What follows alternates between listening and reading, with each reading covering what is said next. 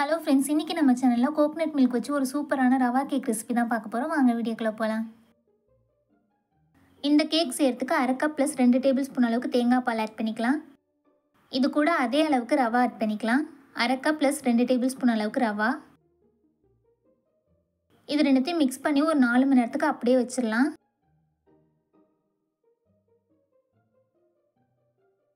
இப்போ ஒரு மிக்சர் ஜாரில் அரை கப் அளவுக்கு சுகர் ஆட் பண்ணிக்கலாம். சுகரை இந்த மாதிரி நல்லா அரைச்சி எடுத்துக்கலாம். இப்போ 4 மணி நேரத்துக்கு அப்புறம் இந்த மாதிரி ரவா நல்லா ஊறி இருக்கும். இதை மிக்ஸ் பண்ணி தனியாக நம்ம எடுத்து வச்சுக்கலாம். இப்போ ஒரு பவுலில் ஒரு முட்டை ஆட் பண்ணிக்கலாம். இது நல்லா ஃபோமி கன்சிஸ்டன்சி வர அளவுக்கு நல்லா பீட் பண்ணிக்கலாம்.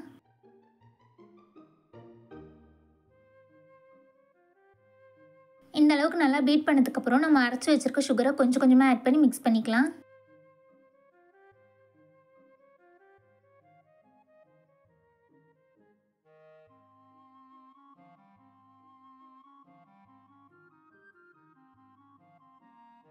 நம்ம எல்லா சுகரையும் ஆட் பண்ணி மிக்ஸ் பண்ணதுக்கப்புறம் எக் நல்லா இந்த மாதிரி க்ரீமியாக இருக்கும். இப்போது இதில் 1 டேபிள் ஸ்பூன் அளவுக்கு கீ ஆட் பண்ணி நல்லா மிக்ஸ் பண்ணிக்கலாம்.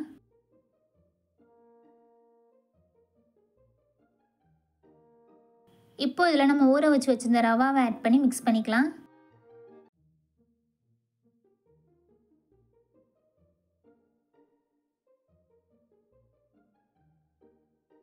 இந்த அளவுக்கு மிக்ஸ் பண்ணதுக்கப்புறம் இதில் 2 டேபிள் ஸ்பூன் அளவுக்கு மைதா, அரை டீஸ்பூன் அளவுக்கு பேக்கிங் பவுடர், 1/4 டீஸ்பூன் அளவுக்கு பேக்கிங் சோடா, 1/4 டீஸ்பூன் அளவுக்கு உப்பு ஆட் பண்ணி மிக்ஸ் பண்ணிக்கலாம்.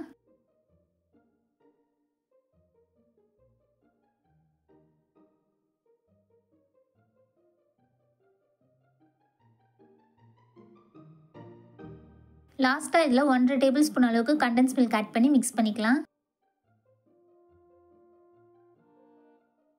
ஓடிஜியை 180 டிகிரியில் 5 நிமிஷம் ப்ரீ ஹீட் பண்ணிட்டு கேக்கை 15லேருந்து 20 நிமிஷம் பேக் பண்ணி எடுத்துக்கலாம்.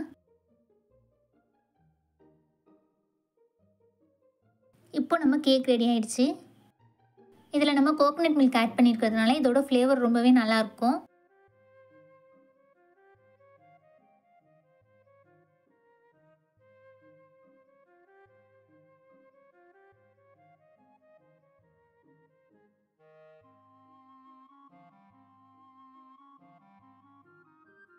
இந்த வீடியோ உங்களுக்கு பிடிச்சிருந்துச்சுன்னா லைக் பண்ணுங்கள், ஷேர் பண்ணுங்கள். நம்ம சேனலை சப்ஸ்கிரைப் பண்ணாதவங்க சப்ஸ்கிரைப் பண்ணுங்கள்.